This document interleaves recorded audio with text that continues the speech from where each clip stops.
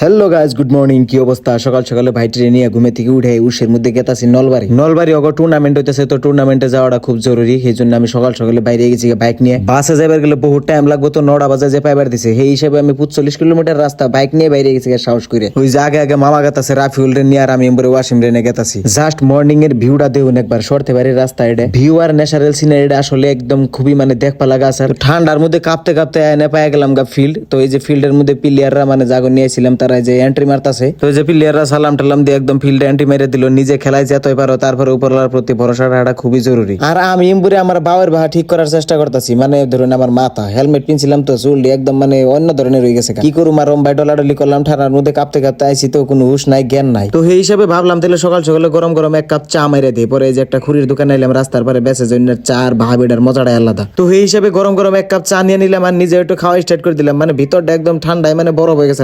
তো সকাল সকালে এই গরম গরম লাল চা আর একটা ভাবিটা দেয় চা খাওয়ার মজাটাই আলাদা। মানে কি কমু, আর যারা খায় তারা তো জানুনি। তো চা পিঠা খাই না গেলাম গা ফিল্ডে। তো এরা যে রেডি হইতেছে, মানে জুতা টুতা কাপড় টাপড় পিনতে যে প্ল্যানিং করার জন্য ব্যক্তি মানে ফিল্ডে ঢুকে গেছে গা। তো যে খেলা স্টার্ট হয়ে গেল গা, ওয়াসিম বল করলো ফার্স্ট বলে বিট। যাই হোক ওভারটা মেড ইন এসেল। তো খেলা শেষে খেলা জিতা ডিতা করলো যে ভাই আমার খিদা লাগছে, পরোটা খাম। পরে যে একটা হোটেলে নিয়েছি, ও আবার পরোটা খুব ভালো পায়। তোরে খাইবার দিয়ে আমি বয়ে রয়েছি। আমি তার মানে পরোটা তো ভালো পাই না, কিন্তু মানে ভাবলাম যে একটু চাইকে দিই পরোটাই চাকার পরে দিয়ে না, খুবই মজা হয়েছে। পরে আমি একটা অর্ডার দিলাম, আই নাই যে আমিও খাওয়া স্টার্ট করে দিলাম। আসলেই মজা লাগছে। পরে খাওয়া দাওয়া শেষ করে আহার পথে ভাইটিরে কইলাম ন তোমার তাহলে কৃষ্ণগুরু আশ্রমটা দেখিয়ে নিয়ে যায়। অ্যাকচুয়ালি ভিউটা খুবই একদম মানে দেখবা লাগা একটা মজার পরিবেশ বানিয়ে রাখছে নেই। তো হিসেবে ভাবলাম ভাইটিরে একটু দেখিয়ে নিয়ে যায়। তো আশ্রম দেখে বাইতে এনে ডাইরেক্ট গেছিলাম আমার বাবা ভাই কাটবার নিকে, মানে আমার মাথার চুল ঠিক করবার নিকে। তো পার্লারের ভাইজান একদম খুবই মেহনত করে মেলা টাইম ভরে একদম দেখে লাহে লাহে টুকটাক করে মানে আমার দাড়ি চুল সব মানে সাইজ টাইজ করে দিল আর কি, যার জন্য খুবই ভালো লাগলো। তারপরে রাইতে গেছিলাম জাদিব ভাইরনে, মানে কয়েক হচ্ছে বাজারের ভোলা মার্কেটে জাদিব ভাই 2 নাম্বার দোকান নিছে, মোবাইলের দোকান দিবার নিকে। তো হিসেবে ডাক দিছে লাউস একটু কেন ঠিকঠাক করার নাকি বলে। তো আমিও গেছিলাম, তার জন্য মানে যাই একটু কামসাম করলাম আর একটু ভিডিও করে নিলাম। তো একটা মোবাইলের দোকানে যা পাওয়া যায় আর কি, সবাই পাবেন যে কোনো ধরনের মোবাইল কোন, তারপরে ফাইন্যান্স একদম ফুল ফেসিলিটি আছে। যে কোনো ধরনের মোবাইলের লগে জড়িত অ্যাক্সেসরিজ